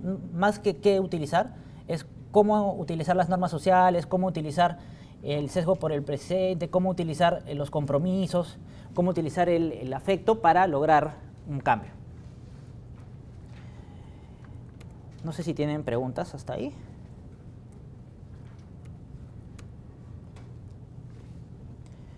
¿No? Y ya. Entonces vamos a ver la parte de metodología de trabajo, que es lo que recomienda el Behavioral Insight se debe hacer antes de diseñar una política que esté basada en economía del comportamiento. Porque en realidad se puede aplicar a cualquier política que utilice o no utilice economía del comportamiento, pero en la economía del comportamiento es súper importante por el tema de que es una ciencia empírica. Entonces, el hecho de que poner la firma al principio haga que en el caso de este experimento la gente sea más consciente y declare la verdad, no implica que si yo acá en los formularios voy a hacer que la gente firme al principio, van a dejar de mentir, ¿no? Hay que experimentar. Hay evidencia que indica que sí, y de repente nosotros tenemos un estereotipo de creer que no, y como en el caso de los impuestos y las normas sociales, nos damos cuenta, por lo menos en mi caso, yo no pensaba que nunca iba a funcionar en Perú, pero funciona. Metodología de trabajo. Entonces, son 4 pasos que están en definir el resultado, entender el contexto, diseñar la intervención, testear y aprender de data. Y yo a esto le agregaría un paso previo que viene en parte en definir el resultado, que es entender definir el problema o cuál es el objetivo. Entonces, para que la política tenga éxito, se tiene que tener, y tenga un éxito demostrable, se tiene que tener un resultado que sea totalmente claro, que sea específico en qué es lo que se quiere obtener, cuál es el objetivo, y esto implica tener indicadores que se van a utilizar para demostrar el éxito del proyecto o la política, ¿sí? Entonces, y estos indicadores, otra vez, tienen que ser totalmente medibles, objetivos, palpables, ¿no? Esto nos lleva a preguntarnos si existe la data necesaria para medir lo que vamos a hacer o si es que vamos a tener que levantar información para poder medirlo, porque también tenemos que considerar los costos de lo que vamos a hacer. Otra cosa que se debe tener antes de implementar es qué tan importante tiene que ser el efecto de esto para que justifique su implementación, ¿sí? No queremos lograr un ahorro de 100 a un costo de 120, ¿no? Y sentirnos bien porque ahorramos 100, pero decir, uy, gastamos 120. Entonces, algo súper importante es entender los costos de la intervención y dado que estas son iniciativas que se van a tener que testear y experimentar para ver si es que funcionan o no, se van a tener que hacer pilotos. Y en ese piloto lo que yo tengo que entender es qué tamaño de muestra necesito para demostrar si la política que estoy implementando, el cambio regulatorio que estoy implementando, ha tenido impacto o no. Porque puede pasar que yo hago mi diseño, está muy bien hecho, tengo mi resultado, tengo mi indicador, y lo implemento en un grupo muy pequeño, porque quise ahorrar, y como lo implementé en un grupo muy pequeño, salió que no hubo ningún resultado, porque por el tema de poder, de un tema estadístico, no hubo resultado, y entonces no puedo proseguir porque nadie va a querer que escale algo que en el piloto no funcionó, ¿sí? Y eso también me lleva a ver que si el efecto que espero es muy pequeño, de repente no justifica hacer una evaluación porque voy a tener que hacerlo masivo. Otro aspecto que uno tiene que tomar en cuenta es ¿en qué tiempo se espera encontrar el resultado? ¿Vamos a tener resultados inmediatos o de más largo plazo? Y ser conscientes de esos resultados en el momento de estas limitaciones de tiempo al momento en que los implementamos, ¿no? Los políticos generalmente quieren resultados inmediatos y recomendaciones, ¿no? O sea, un político te va a decir, ya, ¿qué hago? Y si lo hago, quiero que el resultado esté para de acá a una semana, o hoy, ¿no? Y la economía del comportamiento no te va a poder responder eso, ¿no? La economía del comportamiento te va a dar sugerencias, te va a dar recomendaciones, te va a dar esta evidencia que hemos visto en los últimos 4 días, o 5, y te va a decir, prueba esto, prueba el otro, pero tienes que probar. Se requiere probar, se requiere aprender en la práctica, ver qué falla, qué no falla y adaptamos, ¿no? Entonces, lamentablemente no es que te voy a dar resultados inmediatos, ¿no? El segundo punto es entender el contexto, y esto es obvio de todo lo que hemos hablado de cómo influye el contexto en nuestra toma de decisiones, ¿sí? Entonces, hay barreras conductuales y no conductuales que impiden lograr el resultado deseado. Barreras conductuales son estos sesgos, esta aversión a la pérdida, sesgo por el presente, que hacen que nos comportemos de cierta manera que no resulta racional. Y hay otras barreras que son no conductuales, que son pues costos reales, trabas burocráticas, que hay que también identificarlas. Una cosa importante es identificar las barreras desde la perspectiva tanto del usuario, del proveedor y del hacedor, ¿sí? No estoy seguro de que lo vayamos a de hecho no creo que lo logremos para el día de mañana, pero hubiera sido ideal que este taller que vamos a tener tenga, si es que era un problema relacionado a usuarios, tenga representantes de los usuarios, que cuenten desde su perspectiva cuál es el problema que tienen con lo que vayamos a tratar de... Bueno, entonces vamos a utilizar autocrítica. Pero sí, es importante tener la perspectiva de todos porque hemos visto que lo que uno tiene pensando por el contexto y por sus estereotipos y todo, puede ser muy diferente a cómo lo ven los demás. Sabemos que incluso pequeños detalles pueden generar grandes cambios. Esto de la firma, esto de mandar la norma social, de aumentar o reducir el tamaño, la porción del plato, poner la comida adelante, poner la comida atrás, prohibir que los checks estén en las opciones predeterminadas, genera cambios. Otra vez resalto, considerar el punto de vista de las personas involucradas directamente. Por ejemplo, ¿cuál es el punto de vista de la persona que atiende directamente al usuario que viene a reclamar a OCIPTEL, el que está abajo en el módulo de atención? ¿Cuál es el punto de vista? ¿Qué problemas identifica él? Es importante tenerlo en cuenta. Y no saltar a las conclusiones, ¿no? Tener una mente abierta resulta muy importante. De repente, uno por los años de experiencia que tienen en el trabajo y por cómo saben que manejan las cosas, a veces salta a la conclusión directamente y en realidad había algo atrás, ¿no? O sea, el problema de Linda es algo que refleja esto, ¿no? Salto a una conclusión y no me puse a pensar en las estadísticas que estaban previas. Para diseñar la intervención, bueno, tenemos estas herramientas que ya las hemos visto, el Mindspace, el IST y en general varios Behavioral Insights que podemos utilizar para superar estas barreras conductuales que hemos identificado, ¿no? Si es que hemos visto el tema de sesgo por el presente, pues tenemos que traer al presente los costos de la decisión, podemos usar los compromisos, podemos usar las opciones default, etcétera.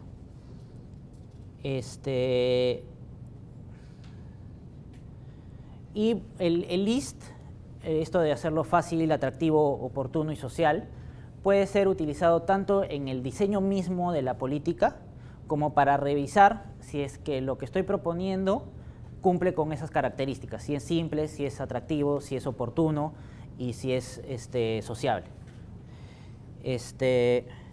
Entonces acá, por ejemplo, yo puse algunos ejemplos para el tema de OCIPTEL, que es cómo logramos que el proceso de reclamo sea más simple, ¿no? Porque, y entender primero si es que en verdad puede ser que sea más simple reclamar por internet, lo haces desde una casa e incluso sabiendo usar internet es bastante simple, pero a veces no te genera el resultado inmediato. A veces ir y armar un escándalo en la empresa te genera el resultado que quieres y no el reclamar por internet, ¿no? Entonces, identificar en realidad cuál es el problema ahí, no solo si es que es más simple o no, pero también si es que genera impacto o no. Y eso sería para el tema de diseño, ¿no? Es cómo hacerlo más simple, cómo no hacerlo más simple. Y para revisar si es que ya tenemos un sistema que es, por ejemplo, el sistema por internet, ¿es más simple en realidad o no? Y si no, ¿cómo lo hacemos más simple? ¿Qué podemos hacer para que sea más simple?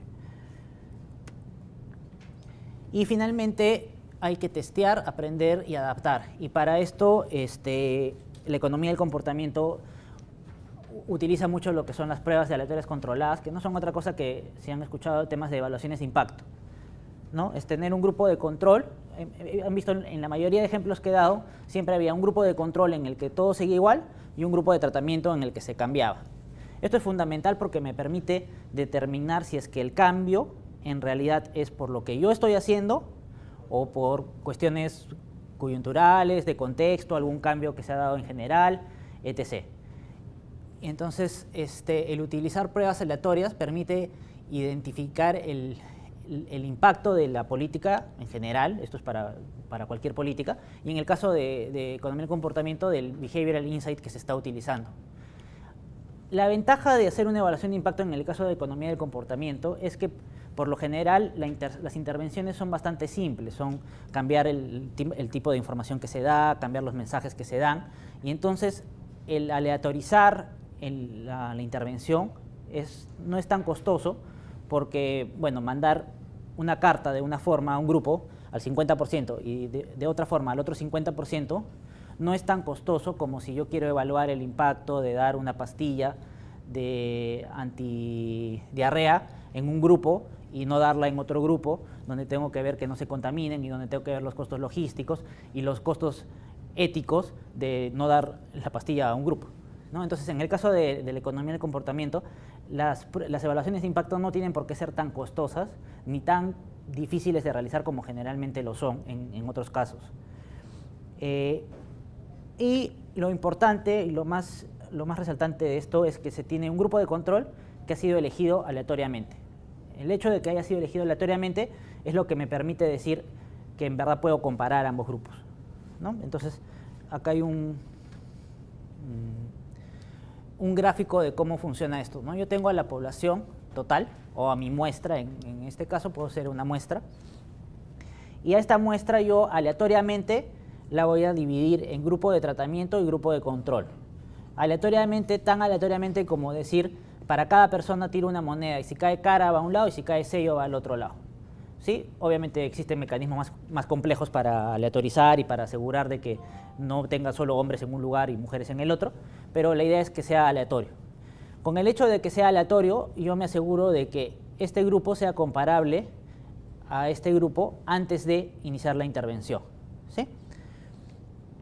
Yo hago la intervención y luego vuelvo a comparar y voy a determinar si es que en verdad hay un cambio o no. Entonces, en este caso, por ejemplo, vemos que la política que se haya aplicado ha tenido un efecto porque en este caso hay más naranjitas que en el caso de abajo donde no se ha implementado la política. El resultado esperado es mayor debido a mi política. Y yo lo puedo atribuir a mi política porque sé que inicialmente eran iguales, ¿sí? Entonces es súper importante saber que son iguales. ¿Y por qué es tan importante testear, aprender y adaptar en el caso de la economía del comportamiento?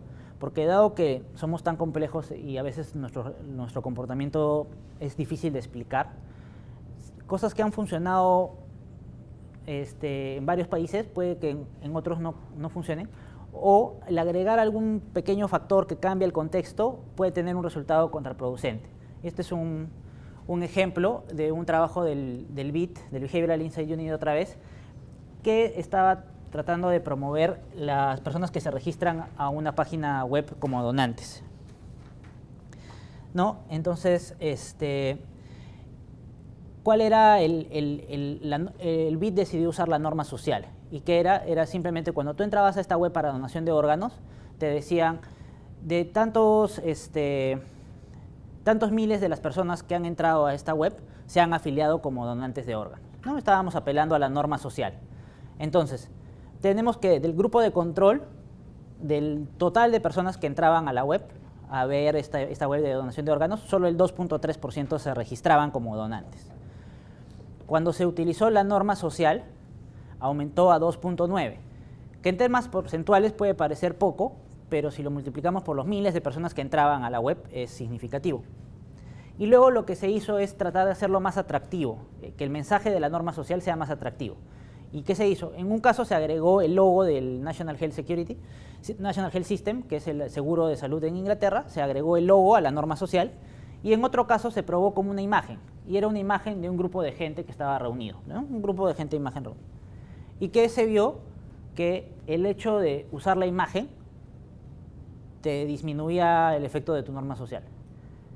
Yo no tengo explicación, y ellos tratan de dar alguna explicación, pero en realidad no me suena tan convincente.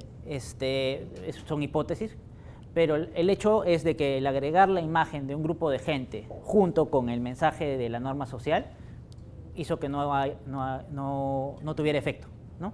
Entonces, si yo no hacía esta evaluación previa y mandaba de frente la norma social con la foto, iba a encontrar que no había efecto, iba a decir, oye, la norma social no funciona, y en verdad lo que no funciona era la foto de las personas en grupo. ¿Por qué? No estoy seguro. Ustedes pueden plantear hipótesis de que por qué poner una foto de gente hace que el efecto de la norma social caiga, en este caso. Pero el ejemplo es para mostrar lo importante de que es hacer el testeo, aprender qué es lo que funciona y qué es lo que no funciona, y adaptar, obviamente, si es que estos son los resultados, pues voy a usar la norma social más el logo, ¿no? Y ya no la foto con gente. Y ya, ¿nos queda tiempo? No. Mañana vamos a ver el tema del taller práctico.